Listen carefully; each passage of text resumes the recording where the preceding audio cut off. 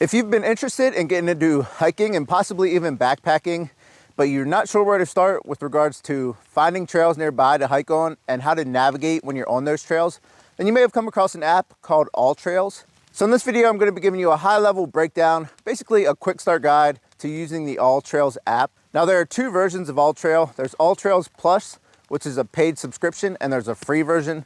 So in this video, we're going to be going over the free version. I'll show you everything you can and can't do with the free version of Alltrails.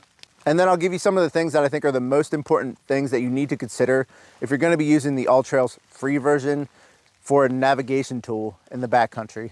Now this video is intended for newer hikers and backpackers, people that are just starting their journey and basically just into hiking and want to get out there and find some things. So if you're a more advanced hiker or backpacker, then this video is probably not going to pertain to you. First thing we're going to do is go ahead and open up our Alltrails app. Whoops. And you'll be brought to this screen once you set up a free account. Should be pretty self-explanatory. And then once you do that, you'll be right here on the main home screen. So starting at the top here, you're going to have a search bar. You'll be able to search trails. You could search by city, trail name, etc. And these are just some filters for searching.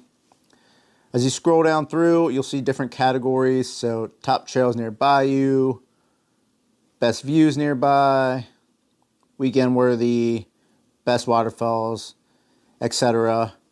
And then if you scroll sideways, you'll bring up the different trails here. And if you come far enough, you'll see a little arrow. And if you click on that, it's going to bring up a map view. So these are going to be the trails within that category that are nearest to you or within your search parameter. So if we zoom out, we'll get more trails, and then if we zoom in, we'll get less trails. And you can click on one of these little GPS dots here, and that'll show you what trail that is. And if you click right here on the map icon here on the main Explore tab, that's going to bring up all of the trails within your given search range here. And these numbers are just the amount of trails within this little region. So say if we click on one, let's click this 30, dives down a little deeper. So over here there's 11, 14, 2. So if we click again, dives us down closer, and we can keep diving in. And so these three, these two right here, click on the two, we can see those two trails. Click on the two here, we'll see these two, and etc. like that. So in the free version, this distance away parameter here is going to be locked behind the paywall. So you can't technically search by distance away from you. But the easiest workaround for that, it's really not a problem, is just click on your map, and where you're at, you're going to have the trails nearby you anyway. So I really don't see the point of having distance away locked behind that paywall. So that's really not a big detriment to using the free version here. Now, if we want to do a search, we can set filters here. There's all kinds of filters that we can set. You can set your activity, hiking, biking, running, difficulty. Maybe you only want easy or moderate trails. You can click these right here. Length of the trail, elevation gain. So maybe you don't want a trail that's going to gain a lot of elevation. You can adjust these parameters here. Suitability, if you want it to be dog friendly, etc. Attractions, route type. So maybe you want a loop trail, so you know you're going to come back to where you started. Or point to point would be if someone else has a car, park it at the other end, and then you guys just hike to the other car. You could search by highly rated. Maybe you want a more remote, less traveled trail. Click on light traffic here.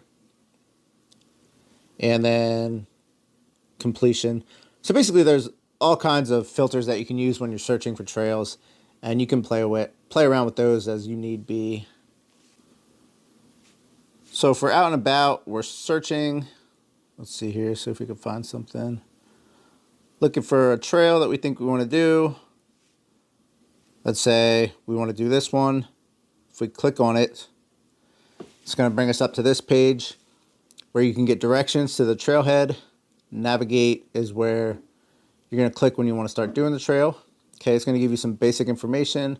This is 0.4 miles, 100 foot of elevation. It's a loop trail. Here it'll give you a brief description of the trail. Here's a little GPS track of it. If we come down, we can see it'll give us a forecast for the next couple days on the trail. Here's a couple plus things, so you can see the weather along the trail at certain elevations, ground conditions, mosquito. Those are paid features.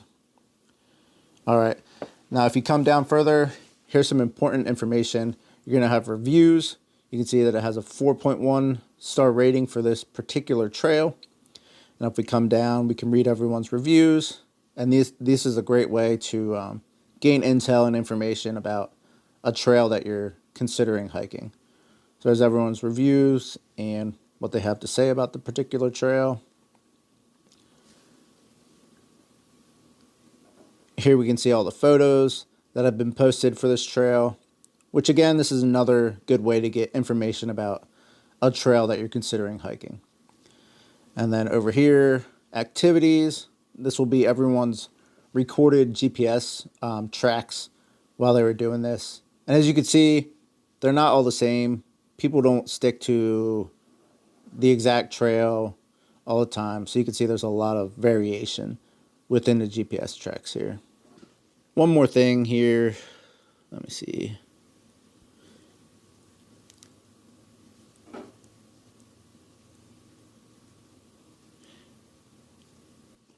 If you look through and someone has posted photos to their track, if you come down, find their route, and click on one of these little pinkish icons, that'll show you the photo that was taken at that exact spot. So this can be a good way, if you're on a backpacking trail, sometimes people post photos of campsites or points of interest and things like that, which can be a great way to help you just get a really good feel of the trail that you're considering hiking. Moving along the bottom here, the next tab over is going to be the community tab. And this is going to be basically like your social kind of networking area. It's just going to show you the latest activity of people nearby or of people that you follow on the app. So pretty self-explanatory, not too much to say about that section there. Next over is going to be your navigate tab. And this is going to be the tab that we click on when we're ready to begin a trail once we picked one out that we want to do. So we're going to come back to this tab. Next over is going to be your save tab here. So you can create lists, and any trail that you favorited will be in this favorite folder right here. So you can see all the trails that you have favorited. And your maps, this is going to be your tracks that you've recorded while you were doing activities. And downloads is going to be a plus subscription area. And the last tab over here is going to be profile. This is just going to be all your personal activities. So you can see your feed, your most recently completed activities, photos that you've posted, reviews that you've done, and your activities. So it's kind of a basic area to keep track of your personal activities. So now it's time, we'll just go to the Explore, search around in here for a trail that we want to do. Click on this one. I think we'll do this trail here. So I'll meet you guys out on the trail and we'll go over some of the functionality of the app when we're actually out hiking a trail. Okay, now we've arrived here at a trailhead at a local park near us. We're going to try to find a little trail to do. So we're just going to go on the map, find trails that are nearest to us. We can dive down here into these, take us a little closer, dive down here, and zoom in a little bit. So here's the 2 trails nearest to us. Pull that up. This one here is going to be 4.1 mile, or sorry, 1.6 miles. Here's one, 0.4 miles. Hilltop shortcut loop, 4.4 stars. I think that one looks good. Okay, we pulled it up. Like we showed before, it's just going to give us some basic information. Moderate trail. We're here at a state park. 0.4 miles, 100 feet of elevation. It's a loop trail, so we'll come back to where we start at. Brief description of it right here. All that good stuff. Stuff we've already went over. So this looks good. We'll go ahead and hit navigate here. And we'll start.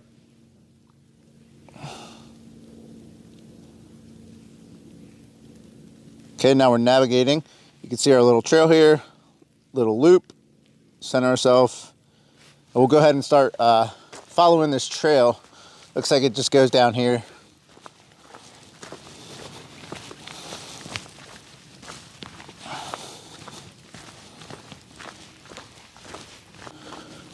So in the bottom here, it's keeping our time and our distance. If we pull this up, we can see some more stats. We haven't gained any elevation, how long it thinks it's going to take for us to do the trail, our current pace per mile, average speed we're hiking, and that's about it.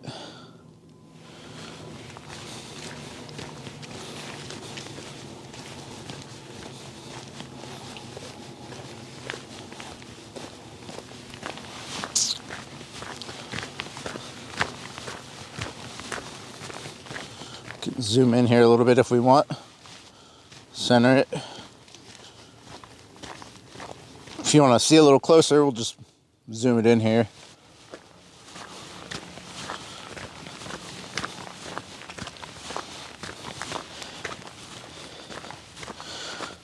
So the green, obviously that's the track we're trying to follow, and then the blue that it's leaving here is our track.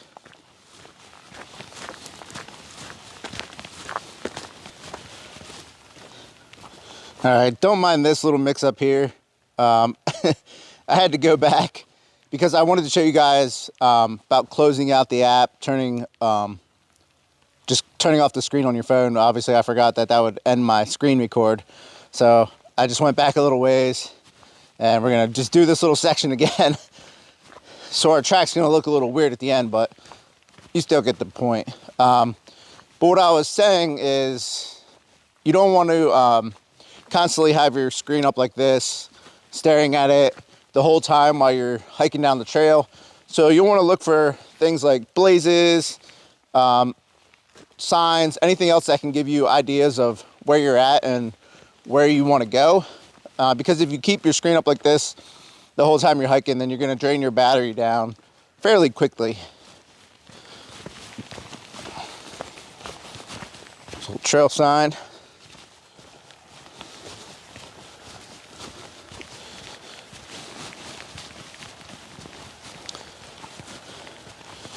And here's a little junction, and we're not sure where to go. We're looking at a screen.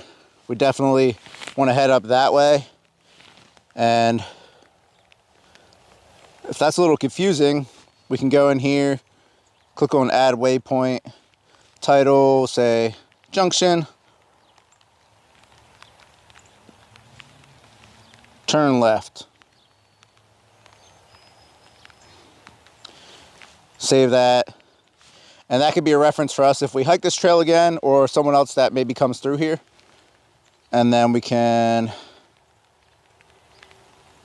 maybe take a picture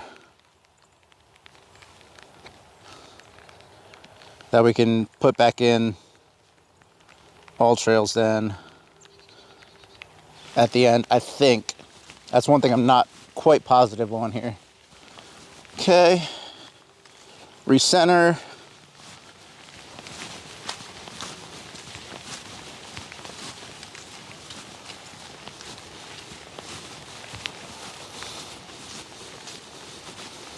We pull up that bottom part, we can see the elevation plot. We're going to be going uphill the rest of the way here on this hike, but shouldn't be too bad.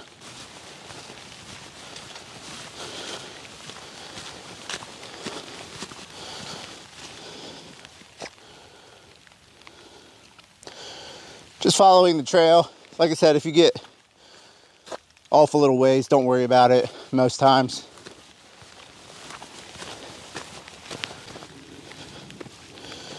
Okay, as you can see, we're getting close to completing our hike here. We'll finish this thing off real quick.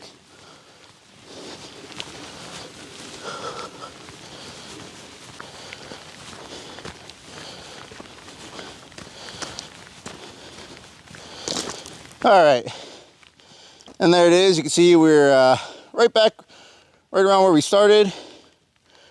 We'll go ahead and swipe up from the bottom here. And we'll hit pause. We'll finish this activity. And that's it. Right there's our activity here.